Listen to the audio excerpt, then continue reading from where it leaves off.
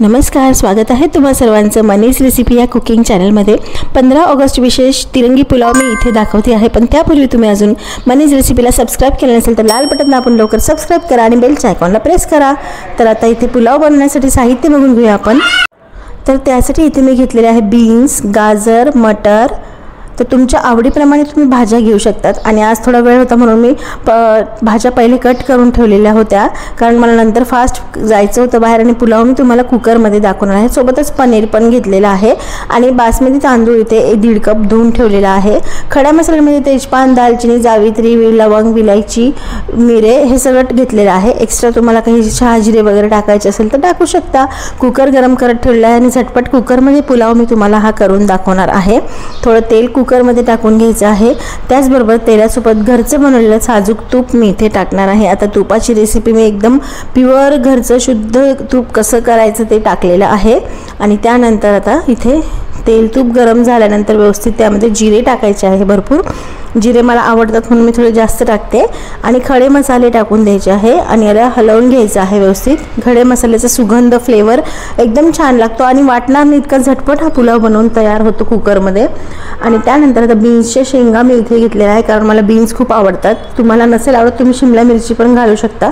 आणि त्यानंतर गाजर टाकलेले आहे आणि मटर टाकले आहे। किती कलरफुल हे दिसतं आहे तुम्ही बघू शकता। तसंच खाण्यासाठी खूप लहान मुलांपासून मोठ्यांपर्यंत टिफिनला देऊ शकता, डिनरला खाऊ शकता आणि असंच नॉर्मल तुम्हाला सुट्टीचं बनवायचं असेल तर तुम्ही बनवू शकता। आणि त्यानंतर आता थोडंसं याला फ्राय करून घेणार आहे आणि त्यामध्ये आता मीठ टाकणार आहे। मीठ टाकल्यामुळे काय होतं, भाज्या एकदम व्यवस्थित अशा लवकर परतल्या जातात, व्यवस्थित कच्चर असा कच्चेपणा भाजीला राहत नाही। त्यामुळे मीठ टाकून थोडं 1-2 मिनिटं याला फ्राय करून घ्यायचं आहे। आणि त्यानंतर पनीर आता मी याच्यात टाकते आहे, कारण आज मला बाहेर जायचं होतं, मुलांना क्लासेस होते, त्यामुळे पटकन मी पनीर याच्यातच टाकून देते आहे। तुम्ही पनीर शक्यतो असं टाकू नका, कारण कडक बनतं ते, पण नंतर मला टाकून नंतर वेळ नव्हता, पटकन बनवायचं होतं म्हणून मी आज याच्यात पनीर टाकून दिलेलं आहे।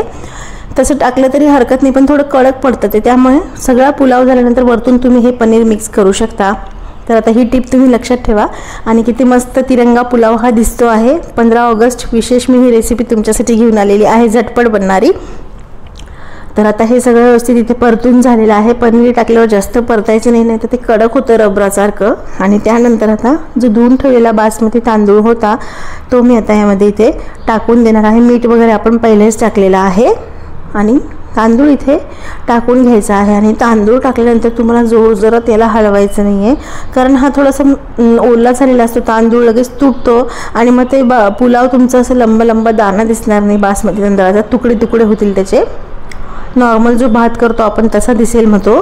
आणि त्यानंतर याला आता हलक्या हाताने मिक्स करून घेतल्यानंतर तुम्हाला याच्यात मिरची टाकायची असेल तर हिरवी मिरची तुम्ही टाकू शकता, पण जसं माझ्याकडे लहान बाळ आहे ते तिखट खाणार नाही म्हणून मी मिरची स्किप केलेली आहे। 1 स्लिट करून मिरची तुम्ही याच्यात ॲड करू शकता, मी दाखवून दिलेलं आहे। आणि आता तांदूळ टाकल्यानंतर याच्यात पाणी टाकून घ्यायचं आहे। बोट बुडेल असं एवढंसं, अर्धा बोट बुडेल, अर्धा इंच भाताच्या वर एवढंच तुम्हाला पाण्याचं प्रमाण टाकायचं आहे। कधी पण बासमती तांदळाला थोडंसं पाणी लागतं, जास्त लागत नाही, ते चिकट होऊ शकतो कुकरमध्ये पुलाव तुमचा। त्यामुळे बघू शकता की एवढंसं कमी पाणी मी टाकलेलं आहे। तुमचं एक्झॅक्ट थोडंसं एकदम बोट तुमचं बुडेल एवढंच पाणी त्यात टाकायचं आहे, जास्त टाकायचं नाही आहे।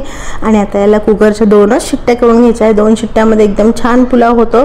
नसेल तुम्ही 3 पण करू शकता, पण 3 केला तर खाली तुमचा पुलाव लागू शकतो। तर आता इथे 2 शिट्ट्या करून थोडंसं थंड झालेलं आहे कुकर, आता उघडण्यासारखं झालेलं आहे। आता उघडून बघूया आपण पुलाव। वाव, बघू शकता लंबा दाणा बासमतीचा राहिलेला आहे। सगळ्या टिप्स ट्रिक्स मी तुम्हाला सांगितलेल्या आहे पुलावच्या। आणि तिरंगा पुलाव हा तुम्ही नक्की करून बघा, खूप छान लागतो। सोबतच तिरंगा मटन बिर्याणी पण मी टाकलेली आहे, पण आता श्रावण चालू आहे, श्रावण संपल्यावर मटनची ती बिर्याणी नक्की करून बघा, ती पण खूप छान मी दाखवलेली आहे। या सगळ्या रेसिपीज तुम्हाला भाताची प्रकारांची प्लेलिस्ट आहे, भाताचे वेगवेगळे प्रकार, त्यामध्ये तुम्ही जाऊन बघू शकता आणि माझ्या अशा रेसिपीज तुम्ही बनवून खाऊ शकता।